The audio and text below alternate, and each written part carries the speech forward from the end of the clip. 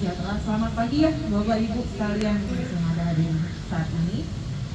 Yang terhormat Kasih Desa Kecamatan Pademangan Bapak Jado, yang terhormat Kasih Desa Pademangan Barat atau mewakili Bapak Sektor Pak Lutfi, yang terhormat perwakilan dari Suku Dinas Kesehatan Jakarta Utara Ibu Olga, yang terhormat teman-teman dari Divisi Preven dan juga teman-teman Puskesmas beserta dengan ibu-ibu kader yang hadir hari ini. Dan tidak lupa saya ucapkan selamat pagi, selamat datang kepada Bapak Ibu yang hadir. Terima kasih untuk waktunya Bapak Ibu di tengah-tengah kegiatannya, di tengah-tengah kesibukannya. Saya yakin data kasih itu adalah salah satu niat baik kita terhadap kesehatan kita. Izin untuk kegiatan temu TPT hari ini, selain ada kegiatan pemberian terapi pencegahan sekaligus screening, kami akan menjelaskan terlebih dahulu. Karena jangan sampai nanti Bapak Ibu sampai pulang ke rumah bingung, tadi saya ngapain ya? Kenapa saya disuntik ya? Gitu ya kan? Nanti pas saya ditanya mau rumah, kamu ngapain tadi di air Petra? Kenapa kamu disuntik? Nggak tahu, tadi pokoknya disuntik aja kan? Nanti itu menjadi salah satu hal yang malah nggak nyampe nih, apa sih kegiatan ini tujuan dan maksudnya. Jadi izin, saya dengan Dr. Sri Sukma Lestari, saya PJ dan saya PJ program dan juga layanan TBC di Puskesmas Pademangan. Jadi mungkin Bapak Ibu kalau seandainya ada keluarga, karena kan sih konteksnya yang hadir sini adalah kontak rumah, betul? Kontak rumah ya. Jadi yang di dalam rumahnya lagi ada yang lagi pengobatan TBC. Mungkin yang ada yang pengobatan di Puskesmas Pademangan mungkin cukup sering ketemu sama saya ataupun dengan teman-teman pustu lainnya. Izin, hari ini saya mau menjelaskan sedikit terkait sosialisasi TBC dan TPT. Mungkin kalau TBC Bapak Ibu sudah cukup familiar ya. Sering sekali terpapar, apa sih TBC, apa sih, gimana sih sakit TBC, gimana penularannya. Tapi yang belum familiar adalah TPT. Apalagi tuh dok, TPT gitu ya. Nah, kita akan bahas saat ini. Boleh Mbak Rindi, next. Nah, jadi sedikit mengenai data berdasarkan Global TB Report tahun 2023. Indonesia atau negara Indonesia saat ini menduduki peringkat kedua negara dengan beban TBC terbesar sedunia. Jadi bukan Indonesia terbesar se-Asia Tenggara, se-Asia, ini satu dunia kita peringkat nomor 2. Jadi bisa kita bayangkan banyak sekali nih pasien TBC. Salah satunya mungkin orang serumah kita, tapi tidak menutup kemungkinan banyak sekali orang-orang yang kontak sama kita bisa itu sakit TBC. Ya, jadi tidak hanya yang serumah saja yang saat ini sakit TBC. Banyak di luar sana mungkin yang belum periksa, belum ketahuan. Nah, itulah gunanya kita mengetahui apa sih sebenarnya TBC dan juga TPT itu. Nah, nomor satunya itu India, nomor 2-nya itu Indonesia. Dan Indonesia diestimasi ada 1.060.000 kasus di negara kita ini. Ada target yang ditetapkan oleh pemerintah yaitu eliminasi TBC di mana tahun 2030. Targetnya estimasinya dari 100.000 penduduk hanya ada 65 yang terkena sakit TBC. Susah ya Bapak Ibu ya? Pak Cahyo, untuk penduduk Pademangan 170 ribuan ya Pak ya? 170 ribuan, tapi sampai saat ini di Puskesmas Pademangan aja kami sudah punya pasien di angka 101. Di angka 101. Sudah lebih dari target 65. Hanya di Puskesmas Pademangan. Belum kita gabung dengan Pustu Ancol, belum digabung sama Pustu Pademangan Barat 1, Pademangan Barat 2, Rumah Sakit Pademangan atau rumah sakit lainnya di luar wilayah Pademangan. Jadi jauh lebih besar daripada angka target ini. 2030 kalau kita hitung sekarang tahun 2024, kurang lebih 6 tahun. 6 tahun kurang bahkan ya. Itu masuk pertengahan. Jadi memang ini adalah salah satu upaya kita supaya mencapai si target itu, yaitu 65 per 100.000 penduduk. Nah, arahan dari Kementerian Kesehatan, 90% kasus tersebut harus ditemukan dan harus didapatkan di tahun 2024 ini. Next. Nah, siapa sih yang beresiko sakit TBC? Semua. Saya, Bapak Ibu, siapapun yang ada dimanapun itu semuanya beresiko kena sakit TBC. Kenapa? TBC itu penularan mudah sekali, ya. Beda dengan penularan penyakit lainnya, ya. Kenapa? Karena misal kalau saya sakit TBC, izin Ibu namanya siapa Bu? Farida. Misal Bu Farida nggak pakai masker nih, ini ibunya cakep pakai masker ya. Ibunya nggak pakai masker, saya nggak pakai masker, kita ngobrol. terus tiba-tiba saya batuk-batuk gitu ya. Udah gitu batuknya nggak pakai etika batuk, nggak ditutup, nggak melakukan etika batuk dengan baik. Akibatnya apa? Bu Farida terpapar nih sama kuman TBC. Terus sakit dok, tergantung bagaimana kekebalan tubuhnya Bu Farida. Kalau Bu Faridanya kekebalan tubuhnya alhamdulillahnya bagus, bisa mati tuh kuman TBC. Tapi kalau seandainya lagi ngedrop, lagi kecapean, masuk kuman TBC-nya aktif, jadi deh sakit TBC. Gitu ya. Jadi bukan hanya dok yang beresiko, apakah hanya kami yang kontak rumah? Belum, bukan Bu. Semua kontak erat, anak, lansia, semuanya itu beresiko. Makanya di slide pertama ini yang saya mau katakan semua orang beresiko sakit TBC. Bukan hanya kita yang hadir di tempat RPTRA ini. Next. Apa sih TBC? TBC adalah salah satu penyakit menular disebabkan sama bakteri ataupun kuman. Jadi bukan virus ya Bapak Ibu ya. Bakteri ataupun kuman namanya Mycobacterium tuberculosis. Penyebarannya melalui droplet. Kalau kita ngeliat di gambar, seseorang laki-laki batuk mengeluarkan percikan ataupun droplet yang berisi bakteri TBC. Ukuran bakteri itu sangat-sangat kecil, milimikron. Bahkan kalau misalnya kita sebagai tenaga kesehatan, kami melakukan pemeriksaannya dengan menggunakan mikroskop. Jadi tidak bisa tuh dengan mata telanjang. Misalnya kayak, oh ini ada bakteri TBC ini di kulit saya, nggak bisa. Harus dengan ada pemeriksaan dengan menggunakan alat penunjang lainnya. Nah, kalau dulu orang-orang kenal TBC-nya flek. Apalagi Bapak Ibu? Apa? Virus tuh, ada yang bilang virus. Pernah dengar paru-paru basah? Iya. Pernah ya, paling sering ya.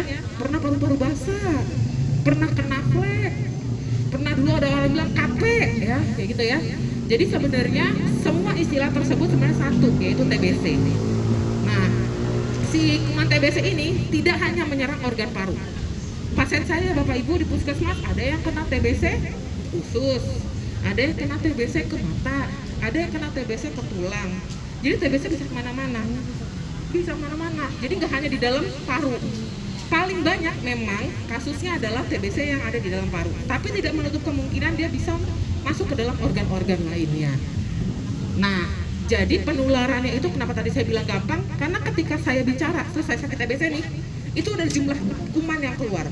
Ketika saya bersin, lebih banyak lagi. Ketika saya batuk, jauh lebih banyak lagi. Makanya saya bilang gampang sekali untuk penularannya. Makanya upaya-upaya pencegahannya selain dengan menggunakan masker, perilaku hidup bersih dan sehat, salah satu pencegahan yang cukup ampuh adalah dengan pemberian terapi pencegahan tuberkulosis. Next. Gejalanya apa? Batuk tidak kunjung sembuh. Biasanya patokannya 2 minggu. Tapi kalau saya selalu menanyakan detail. Dok, saya batuk kurang lebih 5 hari. Bulan lalu ada batuk nggak? Ada. Sering kamu nggak? Sering. Dan sering berulang. Nah, itu bisa dicurigain. Jadi nggak bisa berpatokan lagi dengan kata 2 minggu, ya. Jadi batuk lama tidak kunjung sembuh atau batuk terus-terusan, baik itu batuk kering ataupun batuk berdahak. Lebih baik datang ke puskesmas untuk melakukan pemeriksaan. Nanti akan ditegakkan sama tenaga kesehatan apakah memerlukan pengobatan atau tidak. Kemudian selain dengan keluhan utama batuk, keluhan lainnya ataupun gejala lainnya adalah berat badan yang menurun tanpa sebab, keringat malam, demam terutama di saat malam hari, lemah letih lesu, nafsu makan menurun, dan juga kalau seandainya batuk kadang ada keluar seperti bercak merah atau bercak darah. Next. Nah, tadi ya slide pertama ya, siapa yang beresiko sakit TBC? Semua. Sedangkan ini bilang paling beresiko. Berarti kalau paling beresiko udah kita yang beresiko, berarti ada lagi nih sekumpulan orang ataupun sebagian orang yang sangat beresiko untuk kena sakit TBC. Siapa aja sih kategori tersebut? Yang pertama adalah kontak erat ataupun kontak serumah, di mana yang hadir ada tempat ini adalah Bapak Ibu sekalian. Kemudian yang kedua adalah usia lanjut, pasien dengan HIV/AIDS, pasien dengan penyakit komorbid seperti diabetes mellitus atau sakit kencing manis, perokok, dan juga anak-anak. Jadi kelompok-kelompok inilah yang paling beresiko. Jadi kalau tadi saya bilang semua beresiko, tapi kalau tanya paling beresiko, 6 kelompok inilah yang paling beresiko. Next. Periksanya saat ini berdasarkan SE Dirjen Kementerian P2P menyatakan kalau seandainya pemeriksaan utama TBC itu adalah dengan pemeriksaan dahak. Kita bilangnya tes cepat molekuler, sampelnya dahak. Bisa dengan sampel lain. Contoh kalau dok ada kelenjar nih, ada pembesaran kelenjar, terus ternyata dicurigai TBC kelenjar, diambil jaringannya, nah jaringannya juga bisa dicekin TCM. Jadi nggak hanya dahak. Tapi karena sumber utamanya tadi saya bilang paling besar adalah kasus TBC paru, tentunya yang kita periksakan dahulu adalah dahaknya. Jadi saya yakin Bapak Ibu di sini udah sering datengin kader ya. Udah sering ya. Sering lihat juga ya di wilayah di RT-nya ada yang datang nakes sama atau kader, ditanyain ada batuk nggak, gitu kan, biar diperiksain. Kenapa? Karena kalau nggak jemput bola kayak gini nggak ada yang mau datang, Bu. Ya, kalau kami diam duduk di puskesmas nungguin pasien, tentunya tidak akan datang. Kenapa? Karena pasien kadang-kadang merasa cuman batuk nanti juga sembuh. Oh, minum obat warung nanti sembuh, tapi ntar kambuh lagi. Jadi minum obat hanya untuk meredakan gejala, tapi tidak mematikan penyebabnya. Makanya itulah salah satu upaya kami dari Puskesmas Pademangan, kami langsung jemput bola nih. Tiap bulan kami datang langsung ke dalam masyarakat, ke dalam wilayah, kita periksain yuk. Kalau memang ada keluhan, kita lakukan pemeriksaan. Next, pengobatannya gimana?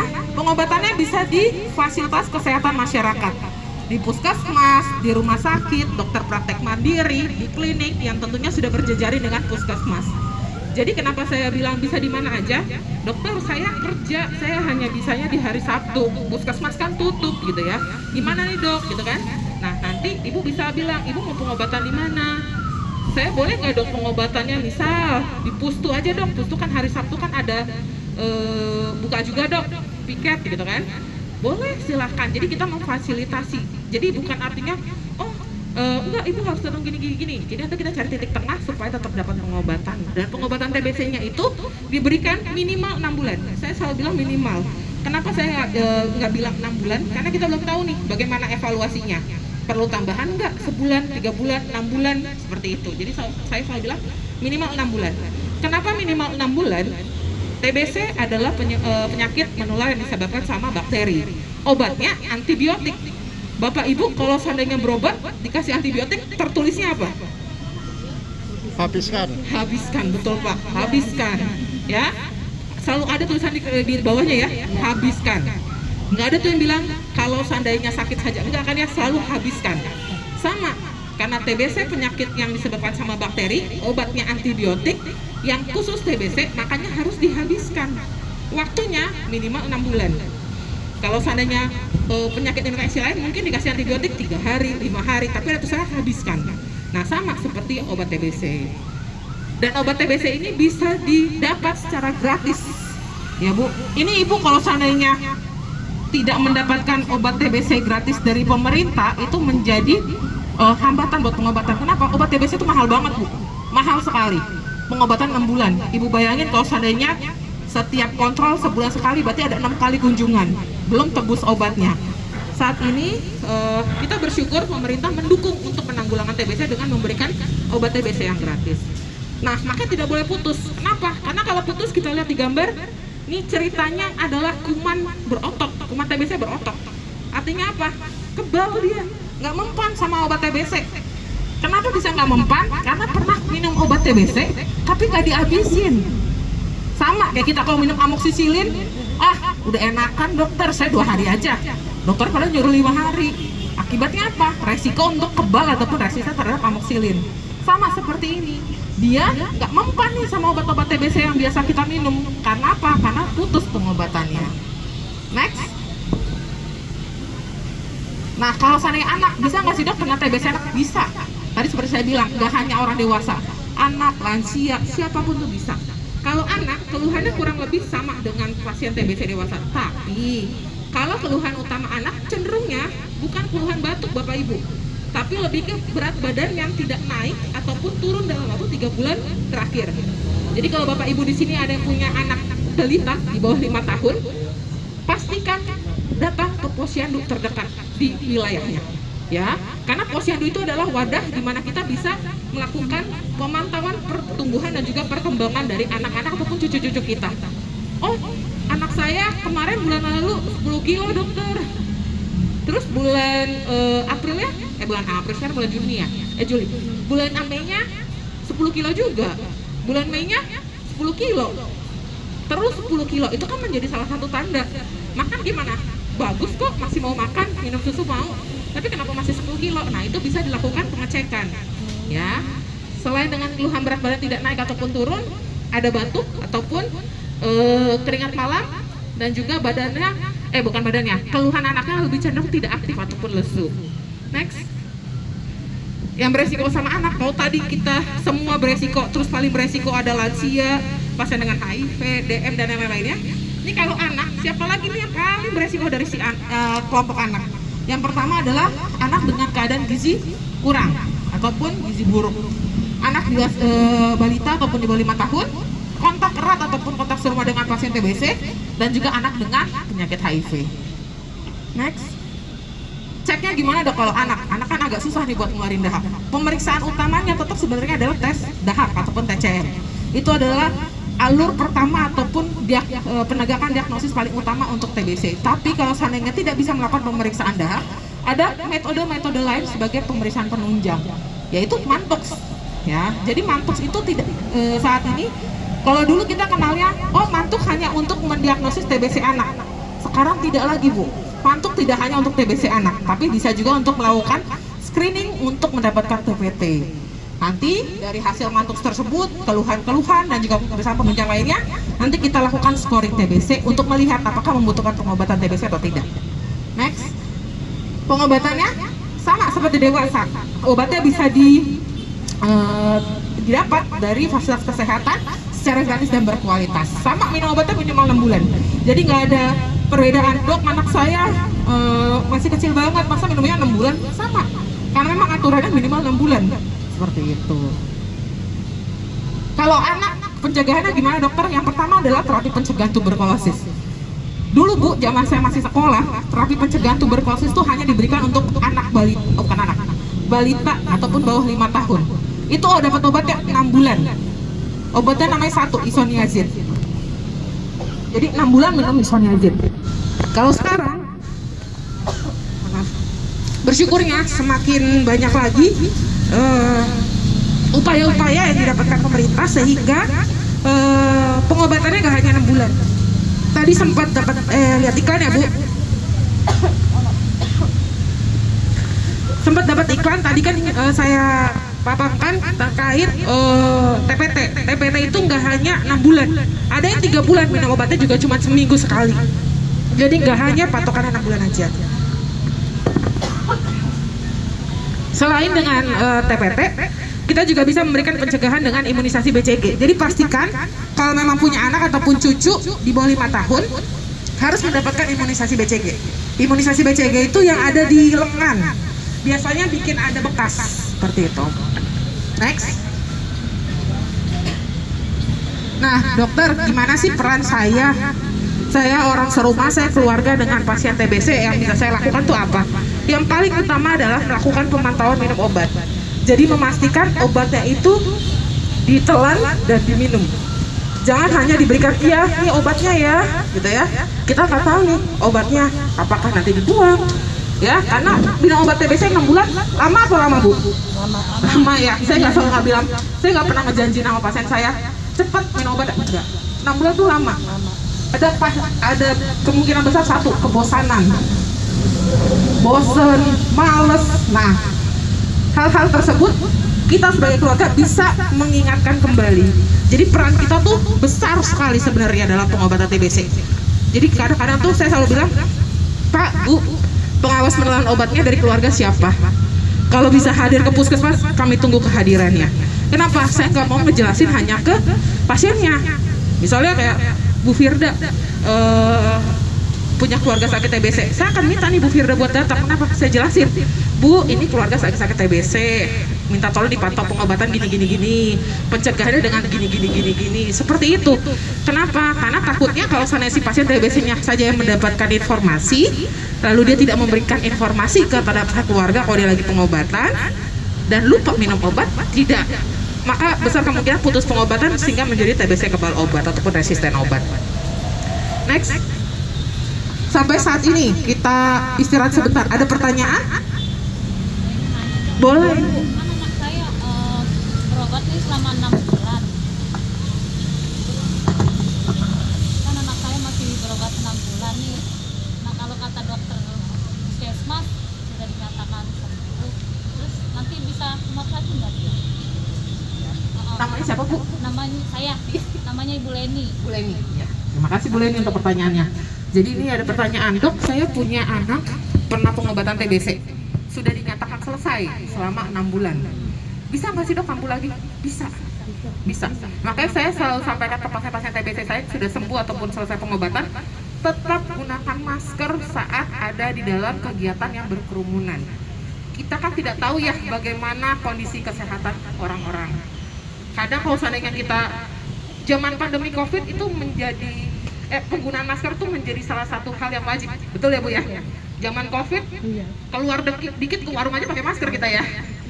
Jalan dikit mau ngambil mau naruh tempat sampah aja juga pakai masker. Kalau sekarang lenggang aja ya kan, ketemu nggak pakai masker. Nah, jadi bisa nggak kambuh? Sangat bisa. Makanya pastikan melakukan perilaku hidup bersih dan sehat. Jadi salah satu upaya pencegahannya penggunaan masker, batuk efektif, PHBS atau perilaku hidup bersih dan sehat. Itu adalah upaya-upaya kita supaya tidak terkena TBC. Karena tadi seperti yang di slide awal dari data, kita negara nomor 2. Bisa aja kita naik angkot, naik kereta, naik Grab, kita nggak tahu nih, ya kan, sakit TBC atau enggak nih di dalam tempat tersebut. Resiko untuk kena ke kita. Dan bagaimana kekebalan tubuh kita. Nanti saya bahas 3 kemungkinan yang bisa terjadi kalau kita terpapar kuman TBC. Kayak tadi Bu Leni bilang, "Dok, anak saya bisa kambuh nggak?" Nanti saya jelaskan ya Bu di slide berikutnya ya. Saya punya cucu. Oh iya. Ada umur masih 8 bulan. Iya, ada cucu 8 bulan. Iya. Berarti masuk ke kategori yang beresiko ya Bu ya? Iya. Udah ada beresiko banget nih, ya kan di bawah 5 tahun tadi ya. Jadi justru saya tuh bukan cenderung buat menakut-nakuti tapi lebih ke waspada, betul ya. Jadi bukan kita menggampangkan kayak udah sembuh nggak akan kena gitu ya, tapi bukan juga kayak takut, aduh takut deh saya takut sama TBC, bukan, tapi lebih ke waspada dan kita bisa mengedukasi terutama kontak serumah kita, karena kan kita kan akan tinggal bareng sama kontak serumah, berkontak paling lama dengan kontak serumah. Berarti setidaknya penerapan perilaku hidup bersih dan sehat dan materi-materi yang akan saya sampaikan ini dapat diterapkan juga buat keluarga. Gitu ya Bu? Siap. Ada lagi? Selain Bu Leni? Atau kita lanjut? Lanjut. Kita lanjut ya. Terima kasih. Next. Nah, TBC tadi slide sebelumnya, Mbak Rindi, bisa disembuhkan dan bisa dicegah. Ini hal paling menyenangkan dari slide saya ya. Udah saya jelasin, tadi kan udah mengerikan ya, penularannya gimana, datanya bagaimana, gejalanya gimana. Ini slide yang menyenangkan. Kenapa bisa menyenangkan? Menyatakan kepada kita kalau TBC itu bisa disembuhkan, bisa dicegah. Kita bisa nggak kena Bu, ya. Kita bisa, kalau sakit kita bisa sembuh. Beda dengan pasien diabetes mellitus atau kencing manis, darah tinggi, seumur hidup kita harus minum obat untuk mengontrol tekanan darah, untuk mengontrol gula darah. Tapi kalau TBC ada patokannya, makanya bisa disembuhkan. Next. Nah ini yang tadi, ini kalau seandainya perjalanan TBC di dalam tubuh kita. Jadi kalau seandainya kita terinfeksi kuman TBC, sistem imun ataupun kekebalan tubuh kita itu akan berespon 2. Apakah dia akan memiliki respon imun yang adekuat atau justru yang inadekuat atau turun. Kalau seandainya respon tubuh kita kuat, ketika kita terpapar sama-sama infeksi tuberkulosis, maka si kumannya itu tidak akan berkembang biak lebih banyak lagi di dalam tubuh, sehingga tidak menyebabkan kita jadi sakit TBC.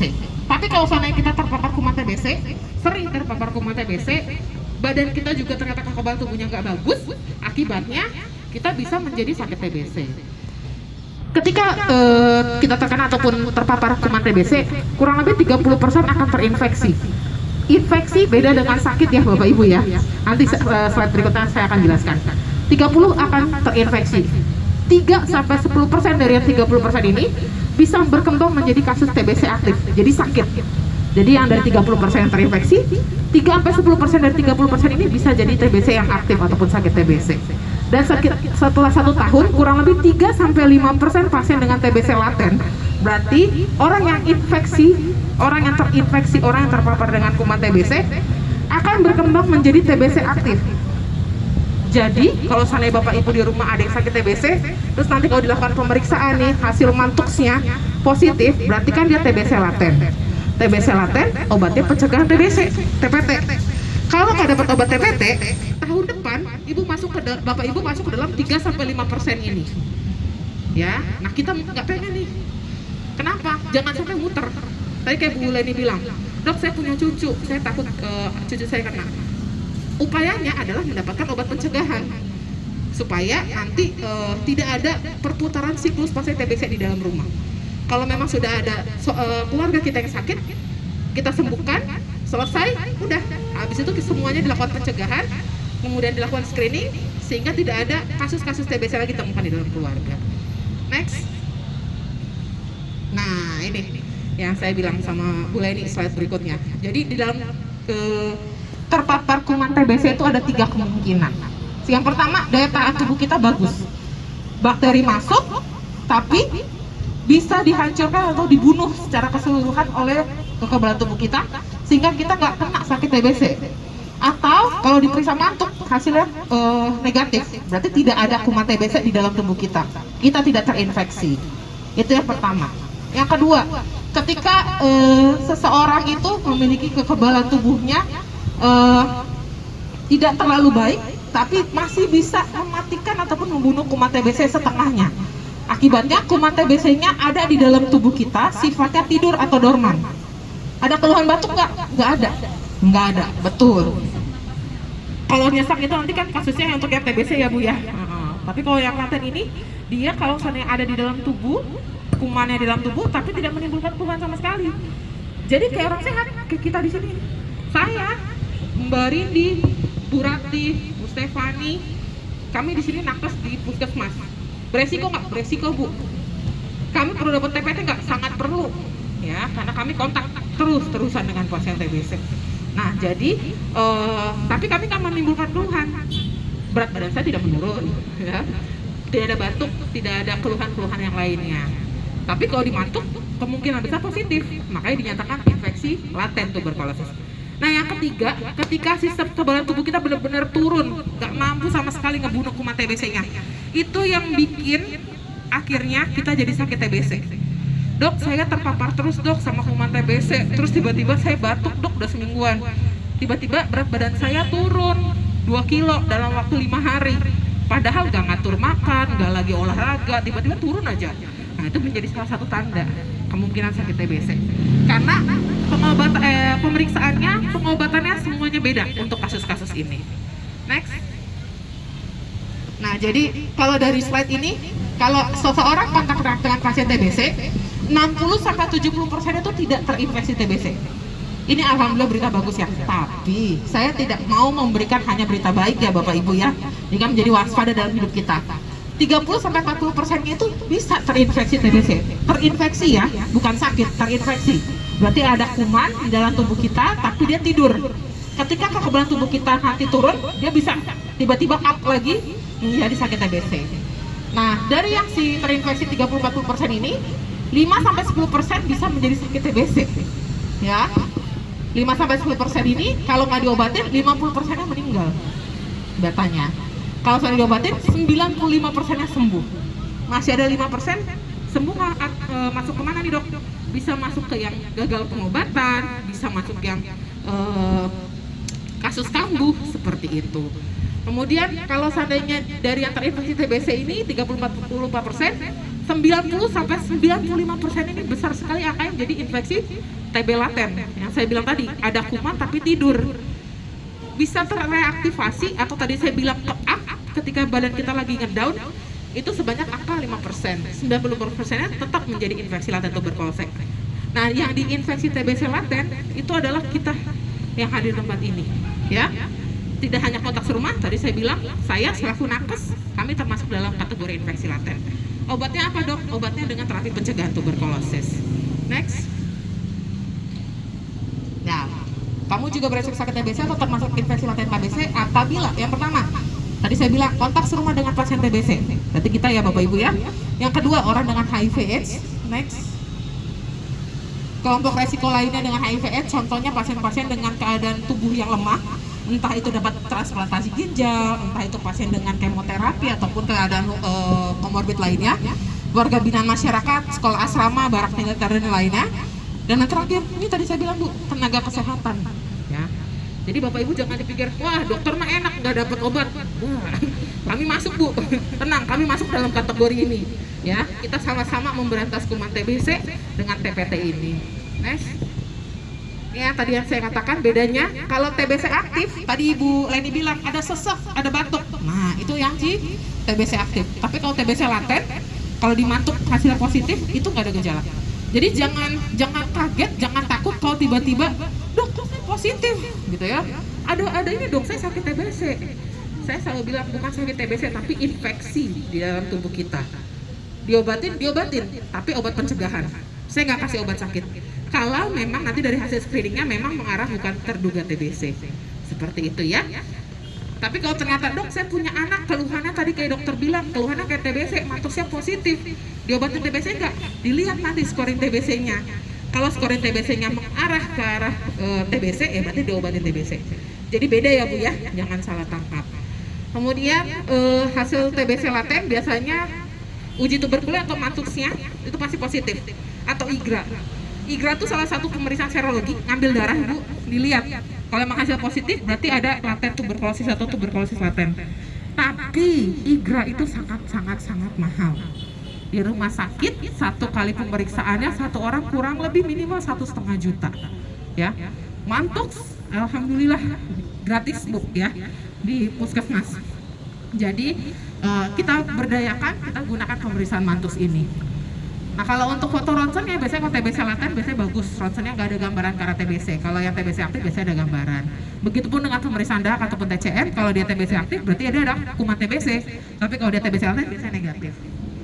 Nah TBC laten, dokter tadi bilang kalau kami di sini ataupun kita di sini nanti dimantuk hasilnya positif terus dinyatakan TBC laten, nularin nggak dok?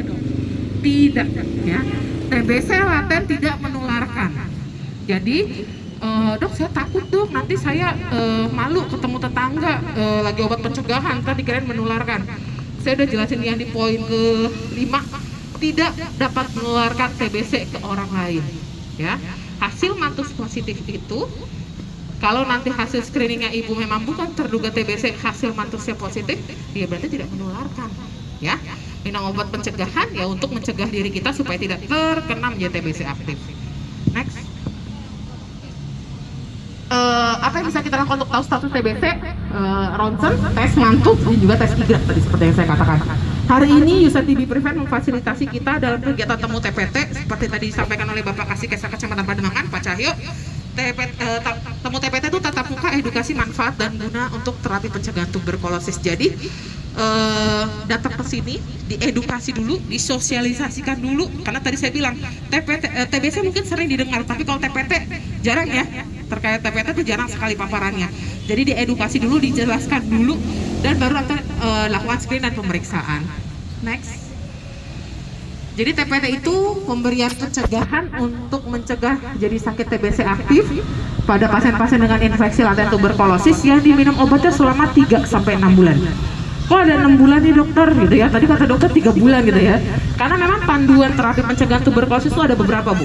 Yang pertama, tadi yang saya bilang ya, yang waktu saya zaman sekolah 6 bulan dia minum satu obat namanya isoniazid. Jadi 6 bulan INH kita bilangnya ya. Nah, yang kedua, regimen ataupun terapi selanjutnya ada juga yang obatnya namanya 3HR. 3HL ini 3 bulan minum obatnya, tapi setiap hari. Isi obatnya ada 2 macam, ada rifampicin sama isoniazid. Tujuannya pada siapa saja dok sasarannya? Ada nanti klasifikasinya. Siapa sih yang dapat 3HR? Siapa yang dapat 6 bulan isoniazid? Atau yang panduan ketiga, ini yang paling enak Bu, 3HP namanya. 3 bulan rifampicin isoniazid. Minum obatnya gimana dokter? Minum obatnya 3 bulan, seminggu cuma sekali. Contoh Bu Farida, dok saya cuma mau minum obatnya tiap hari Jumat, boleh dok? Soalnya kan besoknya libur Sabtu Minggu ya, biar lebih enakan. Kalau misalnya hari kerja, takutnya saya mengganggu kerja. Contoh seperti itu ya, itu monggo nggak apa-apa ya. Jadi hanya diminum selama 3 bulan, berarti kalau misalnya seminggu sekali, cuma 12 kali. Cuman 12 kali minum obat. Jauh banget dari waktu saya zaman sekolah dulu yang harus minum obatnya 6 bulan setiap hari. Ini sudah dibantu dengan waktu yang lebih cepat, dengan obatnya juga optimal. Keluhan efek sampingnya juga sangat minimal Bu. Saya jarang sekali punya pasien TPT yang ada keluhan. Saat saya tanyain, Bu ada keluhan nggak? Nggak ada, gitu kan? Nggak ada dokter, nggak ada, mual nggak? Nggak ada keluhan sama sekali, gitu ya. Jadi makanya diberikan dengan regimen tersebut. Next. Ini salah satu slide contoh. Kenapa sih TPT itu penting diberikan? Ini kita lihat ada seorang ibu tinggal satu rumah dengan anak. Si ibu ini saat itu sedang menderita sakit TBC. Kemudian tentunya kalau sama anak sama ibu kontak ya, nggak mungkin ya, oh saya lagi sakit TBC nggak mau pegang anak saya, kan nggak mungkin ya, tetap pasti pegang, walaupun pakai masker tapi tetap pegang. Cuman mungkin ada kelalaian ya, tidak menutup ada kelalaian, lupa pakai masker tapi sambil kontak dengan si anak. Lalu si anak ini saat usia 3 bulan dia posyandu, berat badannya bagus, naik terus. Setiap bulan ada kenaikan berat badan. Tapi 2 minggu ke depannya tiba-tiba dia datang ke IGD rumah sakit dengan keluhan sesak nafas. Ya, jadi nggak ada keluhan, tiba-tiba bayi 3 bulan ini datang dengan keluhan sesak nafas. Dokter di IGD rumah sakit menilai, wah ini kita ronsen ya bu, ini kita periksa semuanya ya. Dari hasil pemeriksaan penunjangnya itu ternyata terdiagnosisnya si anak ini ada gambaran TBC miliar. TBC miliar itu kalau dari gambaran foto ronsennya tuh putihnya banyak banget bu, kayak salju. Titik, menular nggak? Sangat menular. Ya, kalau dulu ibu bapak pernah dengar pasien anak itu tidak menularkan, tapi kalau untuk TBC miliar itu sangat menularkan. Kenapa sih dia bisa jadi sakit TBC miliar? Karena saat ibunya lagi pengobatan TBC tidak dapat obat pencegahan. Itu makanya berakibat akhirnya bisa menjadi sakit TBC. Ya, seperti itu. Next. Ya, ini hasil screeningnya, gimana kita menentukan seseorang tidak sakit TBC yang bisa kita berikan TPT. Tentunya kita tanyakan dulu, ada nggak sih keluhan TBC. Kalau ternyata alhamdulillah nggak ada keluhan TBC, berarti kita langsung memberikan ataupun melaksanakan screening pemeriksaan, baik itu dengan pemeriksaan tes mantuk, IGRA ataupun pemeriksaan ronsen dada. Next. Ya, faktanya pemberian TPT bisa mengurangi seseorang yang tinggal satu rumah dengan pasien TBC menjadi sakit TBC jadi 60-90%. Jadi kalau Bapak Ibu di sini nanti ternyata dilakukan screening, dilakukan pemeriksaan, lalu ternyata eligible untuk dapat terapi pencegahan tuberkulosis, berarti bisa untuk dapat TPT, minum obat TPT-nya selama 3 bulan ataupun 6 bulan secara teratur, 60-90% kita di sini insya Allah tidak sakit TBC. Ya, makanya ini harapan kita, ini goal kita, ini tujuan kita. Gitu. Next.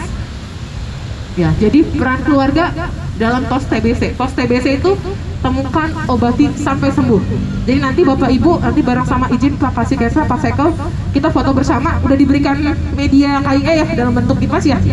Nah, nanti kita TOS TB itu sebenarnya tangannya seperti ini. Tapi kita pakai kipas kita. Ya, kita tunjukkan kalau kita mau temukan TBC sebanyak-banyaknya. Habis ditemuin, ya tentunya diobatin sampai sembuh. Ya, jangan sampai kita temuin banyak-banyak, tapi nggak mau diobatin, sama aja nggak sesuai. Seperti itu. Next, seperti ini slide saya terakhir. Peran keluarga tentunya memastikan seluruh keluarga dilakukan screening sehingga status TBC-nya diketahui. Kalau memang diharuskan ataupun eligible untuk mendapat TPT, wajib mendapat TPT sesuai anjuran, diminum sampai selesai, dan memotivasi keluarga yang lain ataupun yang saat ini sedang mendapat TPT untuk menyelesaikan pengobatannya. Next, ada pertanyaan? Jelas Bu, Bapak? Ibu, bagaimana dengan yang pasien yang setelah berobat? Nama saya Ibu Rianti. Anak saya kan pernah sakit, sudah selesai berobatnya, tapi dia masih sering merokok. Nah, dari rokok itu aja. Terima kasih Bu. Izin tadi namanya Ibu siapa Bu? Bu Rianti. Bu Rianti ya? Ya, Bu Rianti. Jadi ada riwayat keluarga yang pengobatan alhamdulillah sudah selesai tapi masih merokok. Iya. Berarti tadi kalau kita balik ke slide awal, salah satu kelompok beresiko adalah perokok ya? Berarti resiko kambuh nggak Bu?